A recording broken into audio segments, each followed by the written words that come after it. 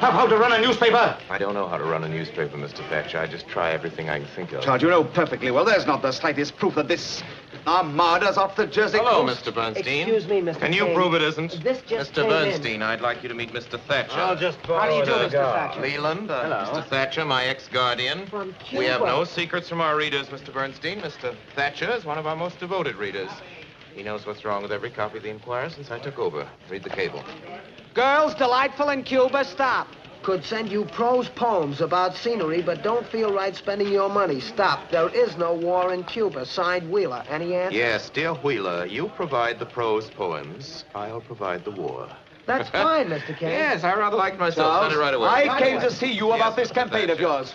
This Enquirer campaign against the Public Transit Company. Mr. Thatcher, do you know anything we could use against them? Still the college boy, aren't you? Oh, no, Mr. Thatcher. I was expelled from college. A lot of colleges, you remember. I remember. Charles, I think I should remind you of a fact that you seem to have forgotten. Yes, That Mr. you are Thatcher. yourself one of the largest individual Mr. Thatcher. stockholders in the Public Transit Company. The trouble is you don't realize you're talking to two people.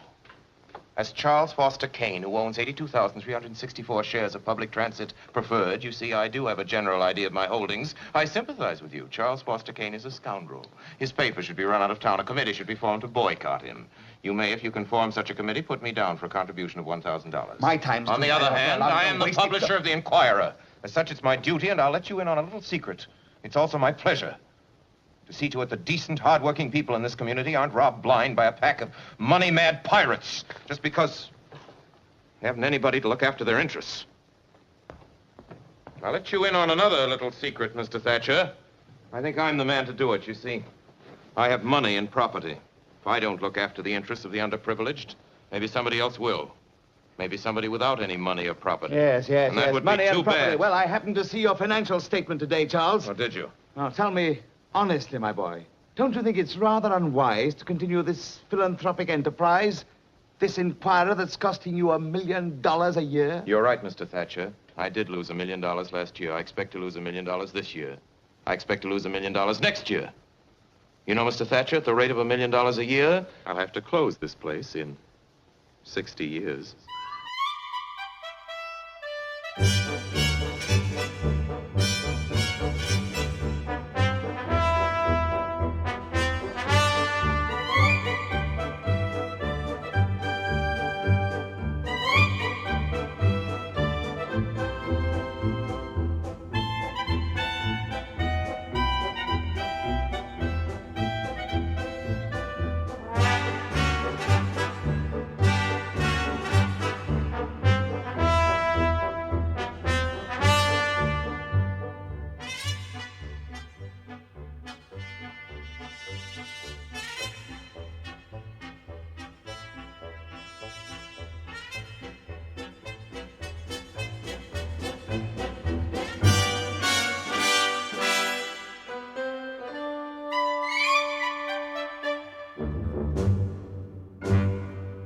Orson Welles spent the rest of his life trying to avoid talking about Citizen Kane.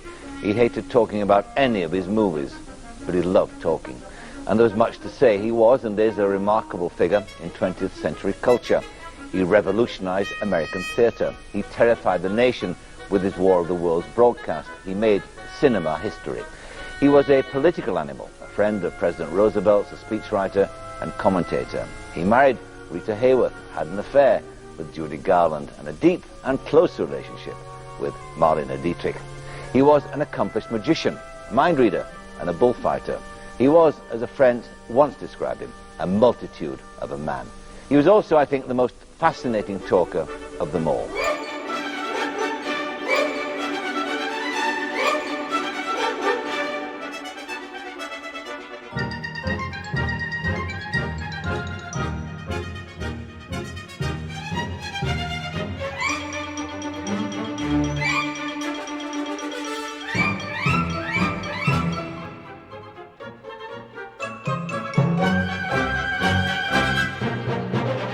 What you're going to hear now are the highlights of an interview I did with him in 1974. It was the time of Watergate, and I've been asking him his views on the stature of politicians.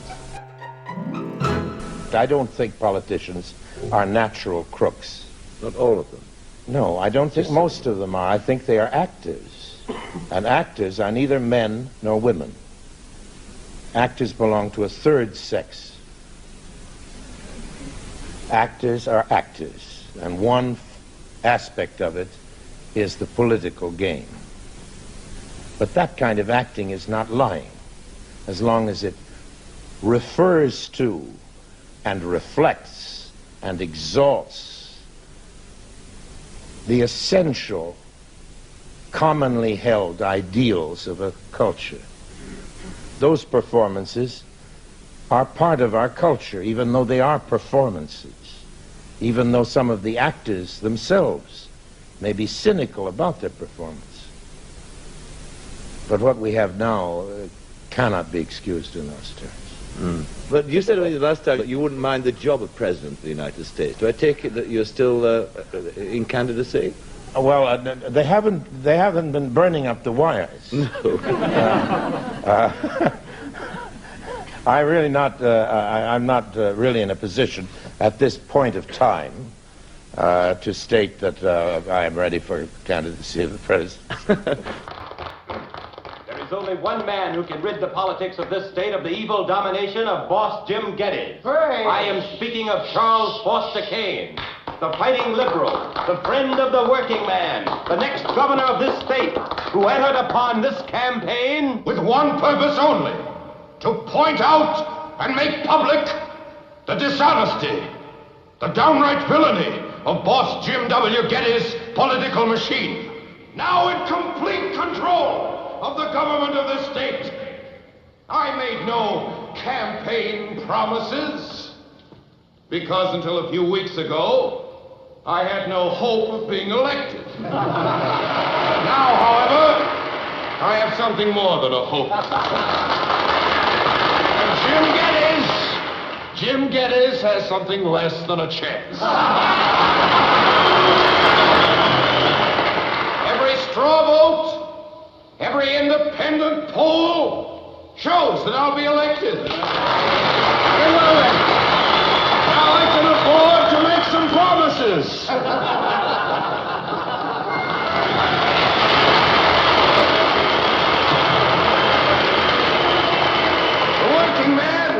The working man, and the slum child know they can expect my best efforts in their interests. The decent, ordinary citizens know that I'll do everything in my power to protect the underprivileged, the underpaid, and the underfed. Mother, is Pop governor yet? Not yet, Junior. Well, I'd make my promises now if I weren't too busy arranging to keep them.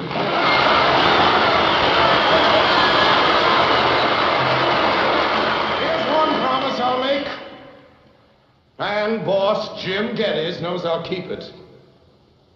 My first official act as governor of this state will be to appoint a special district attorney to arrange for the indictment, prosecution, and conviction of boss Jim W. Geddes!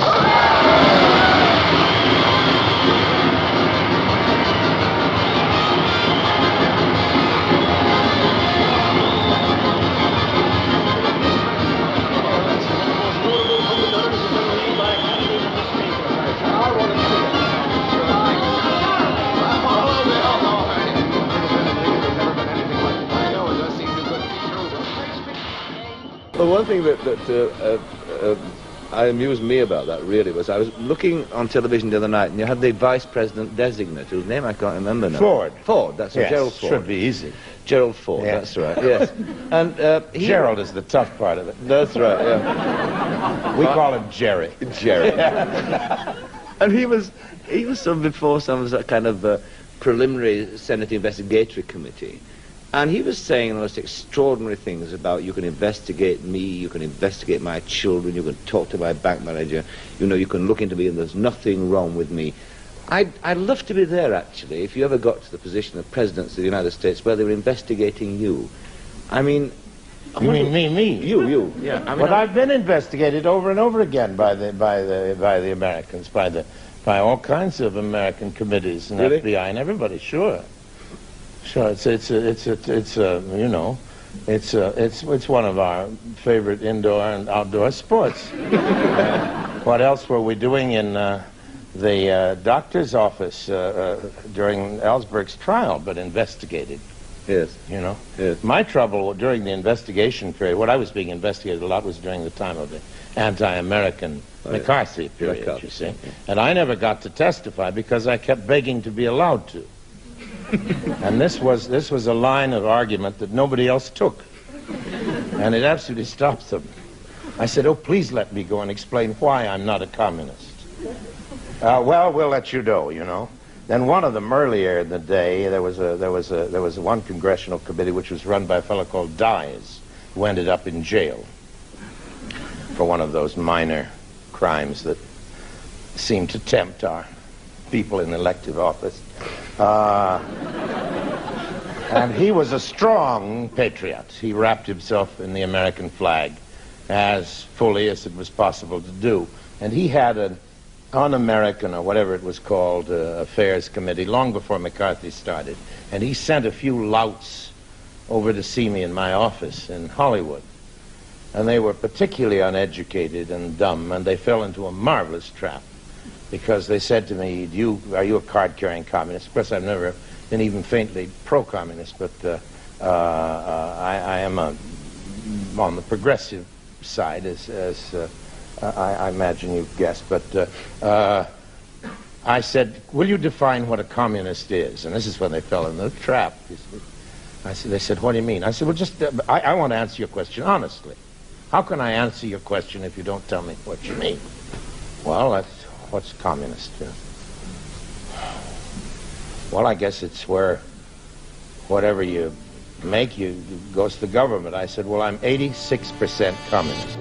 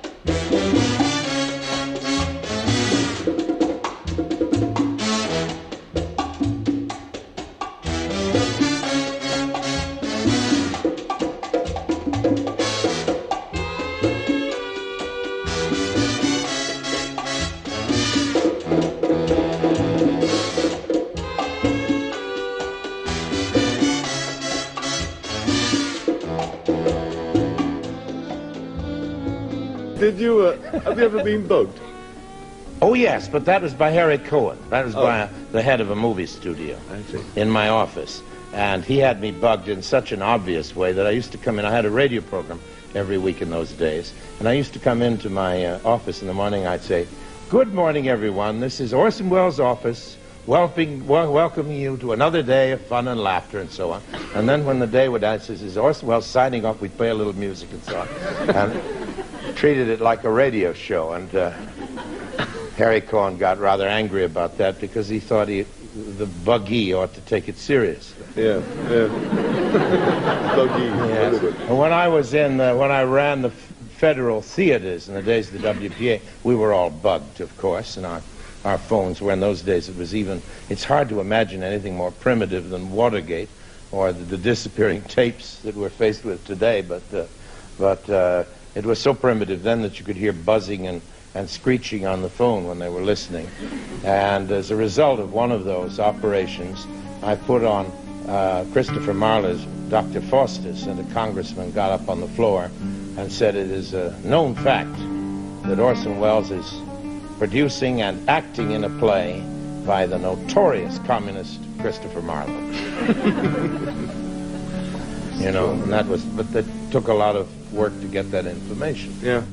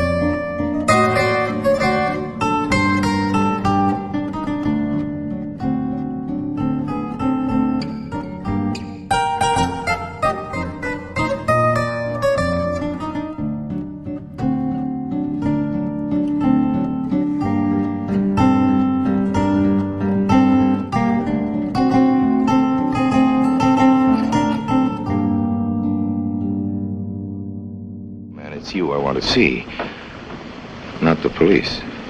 Remember that, won't you? Don't be so gloomy. After all, it's not that awful. Well, what the fella said. In Italy, for 30 years under the Borgias, they had warfare, terror, murder, and bloodshed, but they produced Michelangelo, Leonardo da Vinci, and the Renaissance. In Switzerland, they had brotherly love. They had 500 years of democracy and peace, and what did that produce? The cuckoo clock. So long, Holly.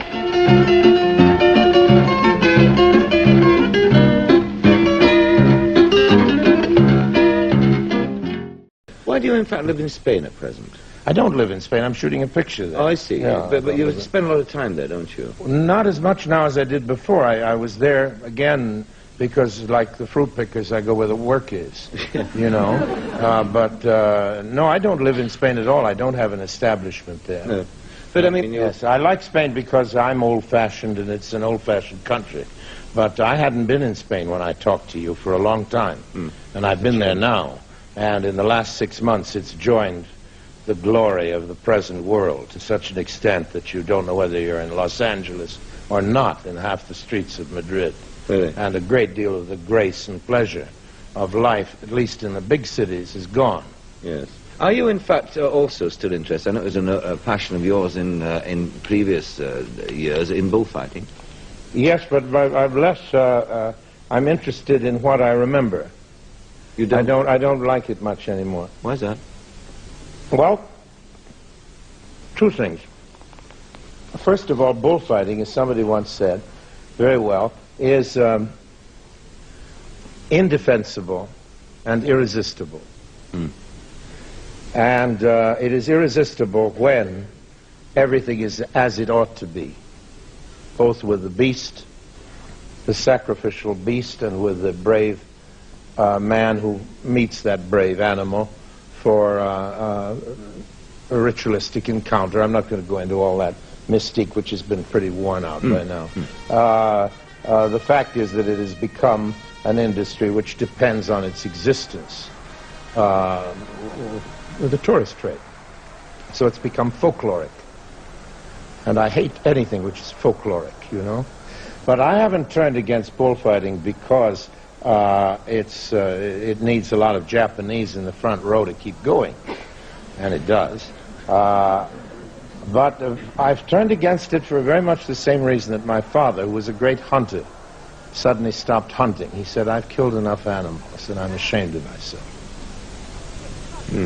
And I was a bad tororito, you know, for a while myself, and I've seen too many hundreds of bullfights, thousands of them, I suppose, and wasted a lot of my life now that I look back on it. And although it's been a great education to me in human terms and in many other ways, I begin to think that I've seen enough of those animals die.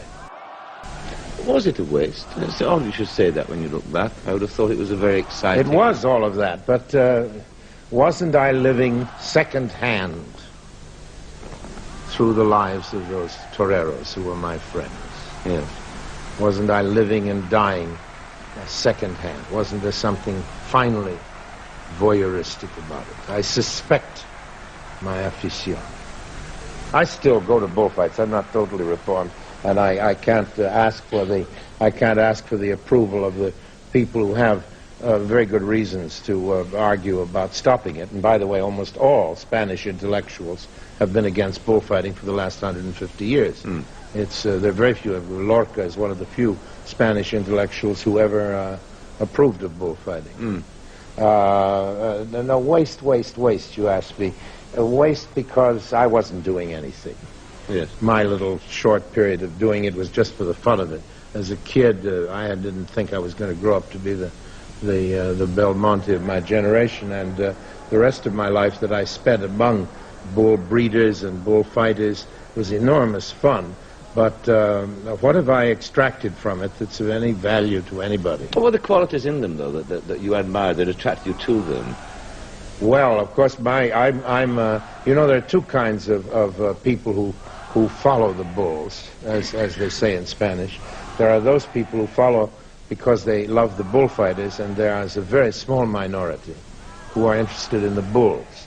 And I was always most interested in the bulls. Now, that will be incomprehensible to an English audience, that somebody could be fundamentally interested in the animal who is going to be killed. But my interest in bulls was like the interest of somebody who is very keen and very knowledgeable about horses. I know a great deal about bulls, and am much more interested in them than in the men who fight them, in spite of the fact that some of the dearest friends I have in my life have been bullfighters. It was something, of course, you shared this passion with millions of other people, but one other very famous American, Hemingway. Yeah. Did you ever meet him? He was a very close friend of mine. Was he? Yeah. I knew him on and off for many years. We had a very strange relationship. He was... I never belonged to his clan because I made fun of him. And nobody ever made fun of Hemingway. But I did. And he took it, but he didn't like me to do it in front of the club. We met in a projection of a movie which he had made, in which he wanted me to narrate. And he had written the commentary. This is many years ago. And we hadn't seen each other. This is a dark projection room, and I was reading the text. And I said, is it really necessary to say this? Do you think wouldn't it be better to just see the picture? And things like that. And then I heard this growl from the darkness, you know. Some damn faggot who runs an art theater trying to tell me how to write narration and so on. So I began to camp it up. I thought, if that's what I'm dealing with, I said, oh, Mr. Hemingway, you think because you're so big and strong and have hair on your chest that you're going to bully me, you see. So this great figure stood up and swung at me. So I swung at him. Now you have the picture of the Spanish Civil War being projected on a screen, and these two heavy figures swinging away at each other and missing most of the time. The lights came up, and we looked at each other and burst into laughter and became great friends. not a friendship that was renewed every year, but over many years at different times. Yes. And I saw him in the last year in which he was still entirely in control of himself, again, quite a lot. But we never discussed bullfighting because we, except on the subject of Ordóñez, we disagreed profoundly on too many points. And he thought he invented it, you know. Yes. He really did think he invented it. Yes.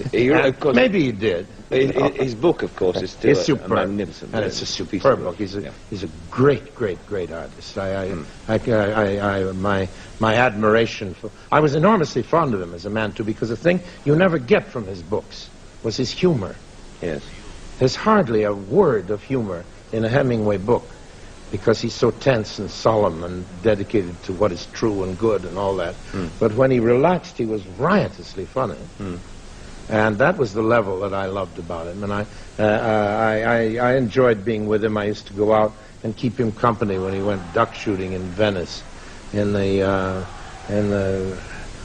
autumns. I have many strange memories of him like that. And I was enormously fond of him. But as an artist, I think that it's really... There are very few important writers, with the exception of Novikov, who have not been influenced to some degree by him. I think it's impossible to write the same as we did before he wrote. And yet, do you not sense now that he's become, over the past 10 years, an old-fashioned sort of figure? He's come back again, I think. Yeah. My hunch is, I don't know in England, of course, because these things vary in different countries. In America, he was in total eclipse for the last 10 years, but the sun is rising again, critically for him, a little bit. He's been dead long enough. I think it's mainly true, isn't it, that writers do go into total eclipse right after their death. Yes. I wonder why that is, but it seems to be true. He was ultimately, of course, a tragic figure, wasn't he? I mean, in that his end was complete counterpoint to what he stood for and written about. He was sick. But he did talk about suicide. You know, his father killed himself with a gun in the same way. Yes. And he talked to me about it several times. Really? In a sort of obsessive way. Yes. But he was a sick man. He wasn't merely... he was not well mentally. You know? Yes. He's not to be judged as himself. In other words, the Hemingway we are talking about did not choose his death. Yes. He might have, but he wasn't that man. One generation passes away, and another generation comes. But the earth abides forever. The sun also rises, and the sun goes down, and hastens to the place where he arose.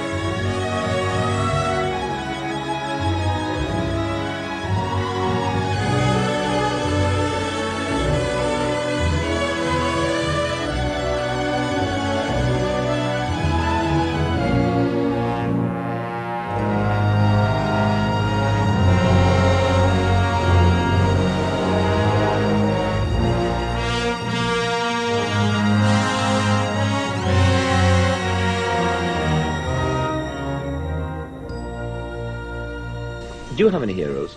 Oh, yes. Who you do? Many. Really? Yes, many. Who are they?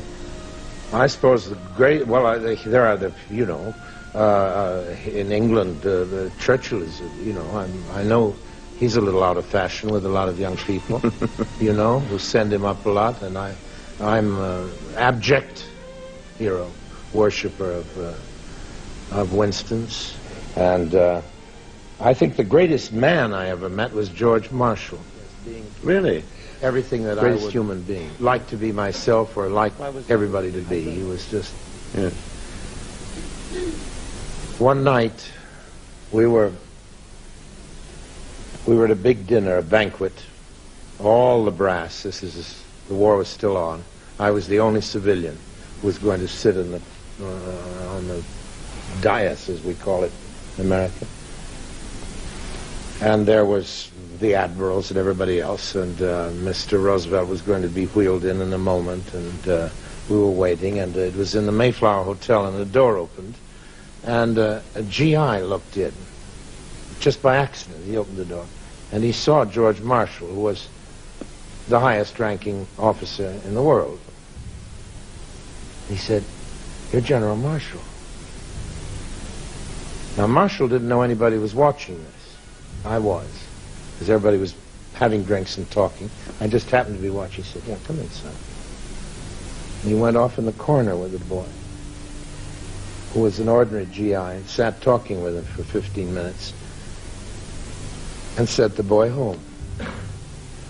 Now, there are not many generals of the Army who could do that with simplicity and without the slightest hint of demagoguery or playing. He didn't think one of us was admiring him for being a human being.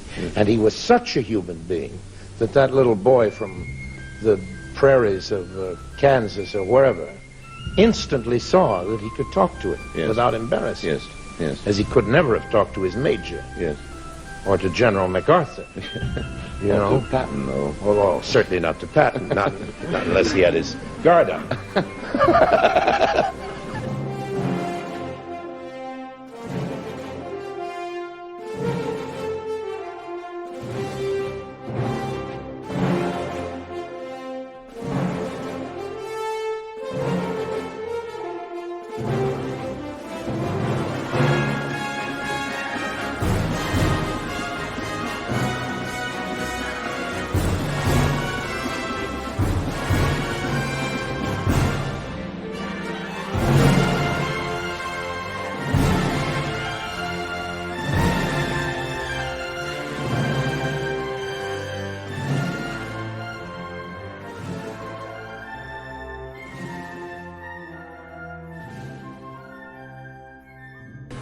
I asked you that question about heroes, actually, because I know to a lot of people that if I asked them that question, they would say that you were their hero. I can't imagine why, but I love hearing it. You love hearing that, do you? I sincerely don't know why. I sincerely can't see how anybody could make a hero of me. But as I've never yet been called it, I must ask you this, and you've been called it many times. You've been called a genius many times. Yes, it's just one of those words, you know. It's one of those words. I suppose there have only been 2 or 3 geniuses in a century. We all know who they are, you know. Really? I suppose, yes. What, Einstein and Picasso and somebody in China we haven't heard about, you know. So you don't accept the... I accept anything I get. but between friends, you know, there aren't many of them. No. And I really wouldn't want to try to edge my way into an elevator that for geniuses only, going up, you know. Well, let's go back. You were talking earlier about experts and their idea. I suppose you take your experts. That would be film critics would call themselves experts, one imagine. Now they've judged a film of yours twice running the best film ever made. Now, how do you... That shows you how crazy experts are. No, I think it shows you how fundamentally sound film criticism is in this day and age. No, I don't. I never talk about critics because there isn't anything to be said about them. If they criticize you, anything you say is sour grapes, and if they like what you do, you should shut up. You know, there's no way of criticizing the critics. Do they ever wound you? Deeply, yes. I can remember every bad notice I've ever had. Really? I can remember one I got when I was 18 years old in Salt Lake City, when I played Marshbanks with Catherine Cornell, and I was described as a sea calf whining in a basso profundo. And I'm sure it's an absolutely accurate description of that performance, which must have been abominable. But it still goes through my head before I go to sleep at night, along with 1,000 other litanies of the same kind. I have a misfortune, is that it isn't out of modesty. It's, I suppose, some form of masochism. If so, it's the only thing that I'm masochistic about. But I do remember all the bad notices, and I do forget or take not very seriously the good ones. Yes. And the other curious thing is that you genuinely do not like talking about your work in movies at all. No, because it's done. I really don't. You know that. That isn't because we've got cameras on us. My family has never heard me say a word about any picture I've ever made. I just found that very, very curious indeed, because, you know, the number of people I have interviewed, film directors, film actors particularly, I mean, that's all they can talk about. Well, I'm sure they can talk about things, but they like to talk about it. A lot of directors and actors like to run their movies, you know. Their idea of a happy night at home is to turn on the projector and see one of their pictures again, you know. And I can't think of anything more horrifying, you know, because you can't change it. Yes. What can you do about it? Yes. There it is, forever. And if you're, you know, if you're a writer and you've written a bad chapter, and they're going to bring out another edition, if you're lucky enough, of your works, you get to fix up that chapter. Nothing you can do about a movie. There it is, locked in forever. Yes.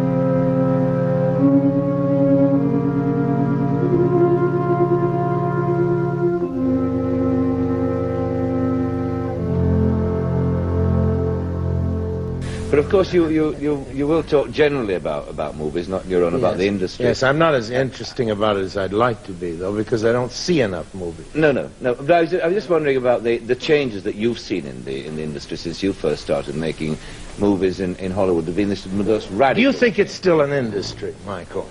Really an industry? It's not an industry like it used to be, that's No. for sure. And I wonder if it really was. I think it was I think it always was show business, and that when there were big studios, which still existed when I went to Hollywood, but were in their very last days as golden age big studios, I think they were pretending to be factories, and it was still show business. It's true they were grinding them out and all that, but it's show business. The true industrial process cannot be as helter-skelter and idiotic as every form of show business is. Otherwise, every car we'd get in would break down after the second block. I can't believe the rest of the people are as stupid as we are. But how do you get the product then if it's all as mad as that? I mean, what in those days? It sort of happens. It sort of happens, you know. Movies are terribly easy to make. It's much harder to put on a play than a movie. Oh, yes. You see, because the minute... what's hard to do is to make a very good movie. Yes. A good movie is even easy to make, because if you have a good cameraman, if you have the cast that happens to be right, if you have a story that happens to be vaguely interesting, that is the art form that works in our day and age. So that it would be very hard to write a great play in blank verse today, but I think it was pretty easy in Elizabethan days to write a good verse play. Yes. Not a great one, but a good one. Damn near impossible now, because it has nothing to do with our culture. Yes. But somehow, a good movie gets itself made even by a lot of second-rate people. Yes. You know? Yeah. A very good one is, of course, another thing. Yeah. And if you look back at those days in Hollywood when you were first operating over there, and it really was the dream factory, wasn't it? When you look back, I mean, are you nostalgic about those days, or were they just comic relief? I loved them. Did you? You know. I thought it was great. You know? I never belonged to it. You see, when I came, I was this terrible maverick that they all, I was sort of the, 30 years ahead of my time, whatever it is. There was a sort of ghost of a Christmas future. There was the one beatnik. There was this guy with a beard who was going to do it all by himself. I represented the terrible future of what was going to happen to that town. So, I was hated and despised. I had all kinds of friends among the real dinosaurs who were awfully nice to me. Really? Yes, and I had a very good time. But I believe that I have looked back too optimistically on Hollywood, because my daughter has a group of books about Hollywood that she bought. I don't know why, probably vainly looking for references of her father in them. And I took to reading them lately. And I realized how many great people that town has destroyed since its earliest beginnings. How almost everybody of merit was destroyed or diminished, and how the few people who were good who survived, what a great minority they were. And I suddenly thought to myself, why do I look so affectionately on that town? It was because it was funny, and it was gay, and it was an old-fashioned circus, and everything that we're nostalgic about. Made it funny and gay when it was really happening. Yes. But really it was a brutal place. Yes. And when I take my own life out of it and see what they did to other people, I see that the story of that town is a dirty one, and its record is bad.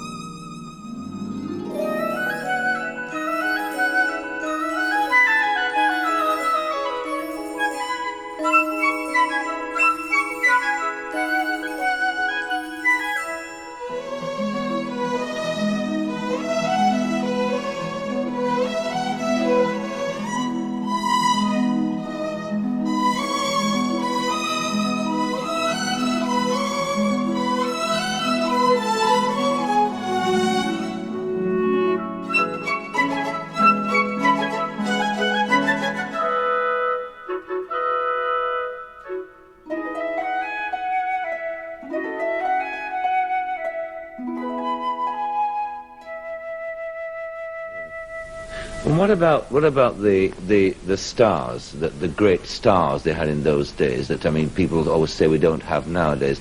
Well, we don't. That's true, because they're not processed in the way that they used to. I don't think that they don't exist. They don't exist. They don't exist. Well, why is that? Because they exist. They're singers. In the old days, the greatest thing in the world to be was a movie star. Yes. Today, the greatest thing in the world is to be a pop singer. There will never be a great star unless the greatest thing in the world to be is that kind of star. I see. Yes. And people used to faint in the streets when they saw an opera singer. And then there came the movie stars. I think, you see, I think we all, any form of entertainment only exists because it corresponds to a moment in time, you know? So that, of course, there are actors who are as good or as remarkable or as space displacing or whatever, however you want to describe a star. Yes. But the world doesn't think being a movie star is the everlasting end. No. And it used to, and that's why they don't exist. That's right. I was going to ask you, in effect, it brought us right back to the beginning of our conversation. Were they, in fact, just great stars, or were they just part of an illusion? They were great. They were great. I think that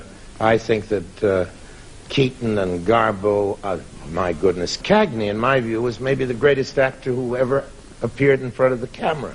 Really? Yes. James Cagney? Yes. Why was that? What was this? What makes you... First of all, he broke every rule about movie acting. He came, you see, the first thing that every stage actor says is, I learned to act with the camera because you have to do less. You can't do laddie what you do at the National Theatre. You have to act for the camera and so on. Cagney came on as though we were playing to an audience of 4,500 people. He acted at the top of his bent, and he never hammed for one moment. Thus proving my point that hamming is not overacting.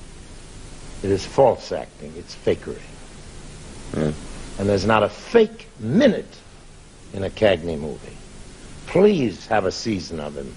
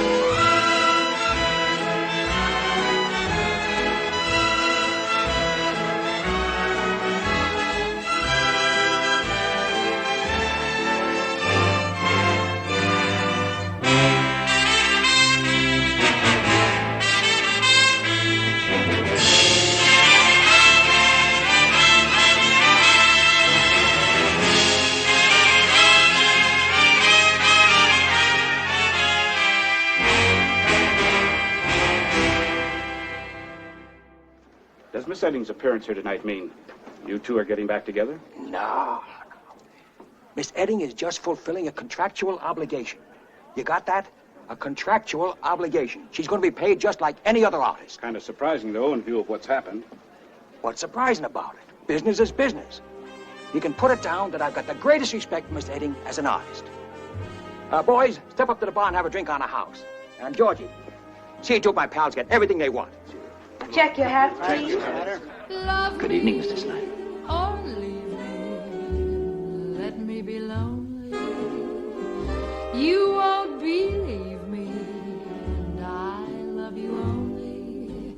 I'd rather be lonely than happy with somebody else.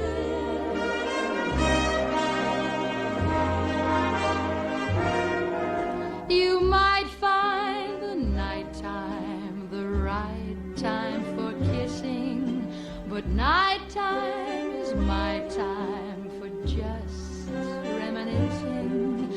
regretting instead of forgetting with somebody else.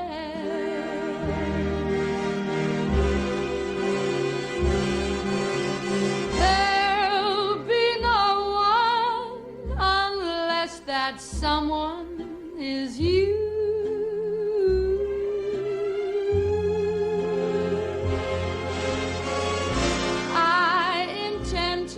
Gotta give her credit. The girl can sing. About that, I never was wrong. I want your love, but I don't want to borrow. To have it today and to give back tomorrow. For my love is your love. There's no love for nobody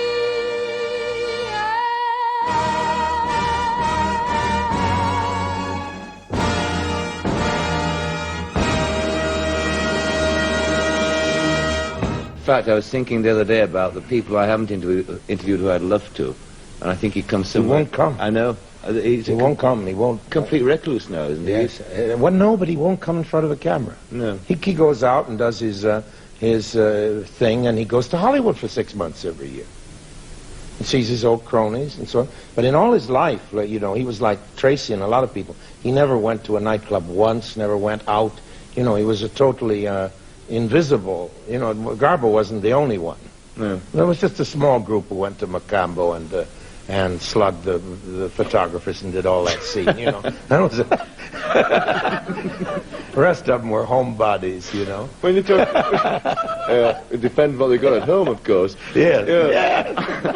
When you talked to me last time, you said something about, I think your friend Akim Tamirov said about acting, either the camera loves you or the camera doesn't. I presume that was true, more true about Garbo than everybody else, wasn't it? Yes, I suppose that anybody. And of course, it's a great mystery. I don't know if you've ever seen those commercials she did. No. When I went to Stockholm years ago, they showed me in their film institute there 2 commercials for bread that she made to be shown in movie theaters. And there was this great galumphing Swedish cow having a picnic. There was nothing to show you that you were looking at the most divine creature who would ever be on the screen. And 2 years later, she was Greta Garbo. Now, I have no explanation whatsoever for that. Surgery. No, just... I have no idea what there is about the camera, what that box does, Yes. what made Cooper so thrilling on the screen and convincing. And when you'd visit Gary Cooper on the set, and you'd see him do a take, as I did a couple of times to go out to lunch with him, I'd stand and watch, and they'd finish the take, and the director would say, okay, that's a print. I'd say, they can't use that. I'd say to myself, that's nothing. Then you'd see the rushes. Magic. You know? Showing that there isn't any rule at all that explains it.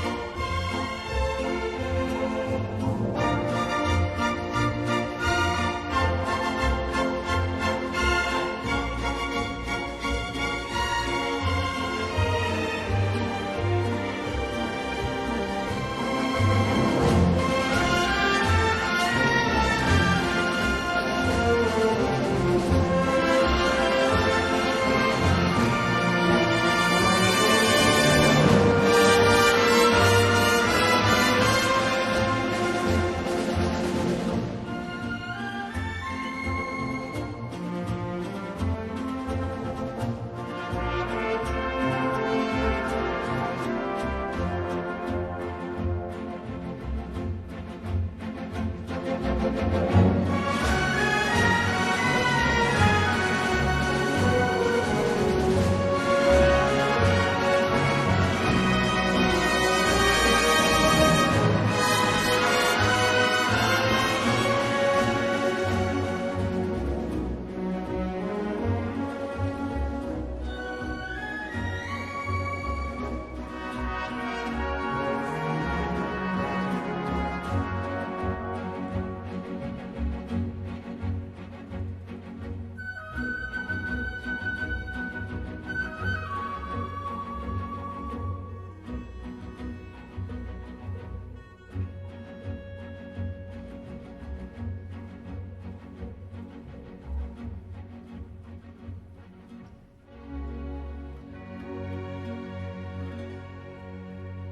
Can I ask you, finally, Orson, as we get toward the end, how many films you're working on at present? Because you seem to be juggling with about 4 or 5 whenever I meet you. Yes, I am always, because the hope is that one of them will work out. We're finishing a picture now, or will be. I'll be going into final photography with it very shortly, which is called The Other Side of the Wind, which is about a lot of which has been filmed, most of which, and is about the last day in the life of an old movie director. Oh, yes. An older movie director than I am. Okay. Everybody will think it's autobiographical, but it's not. I saw a bit about this. It was described as your first erotic movie. Yes, well, I don't know what somebody, I think I know how that happened. There was a press conference in behalf of some project of mine, and it was clear that there wasn't any copy being given to a group of hard-working journalists. And having been a journalist myself, I thought I'd invent something. Oh, I see. It's sheer fakery. Sheer fakery. I wonder if he knows.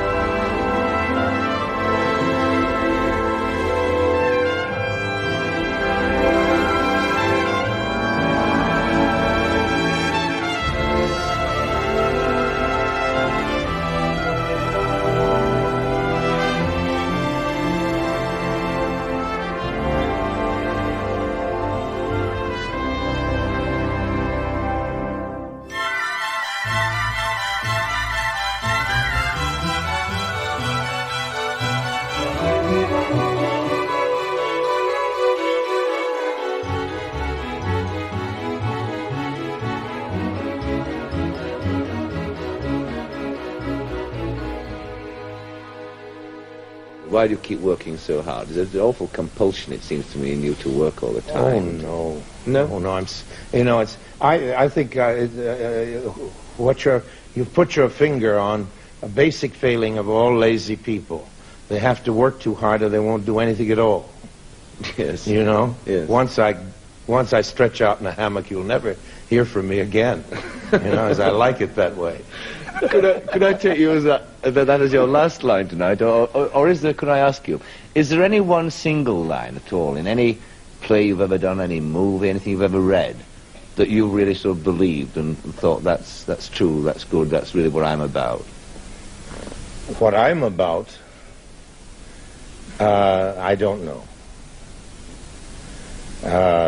Plato told us that we should know ourselves, and the object of every artist, good, bad, or indifferent, is a lifelong inquiry into that subject, and his work is testimony to that effort. that I'm in no position to sum myself up, and I would be appalled if the truth could be offered to me at this moment. You carry on inquiring? Yes. Orson Welles, thank you very much indeed. Thanks. Thank you.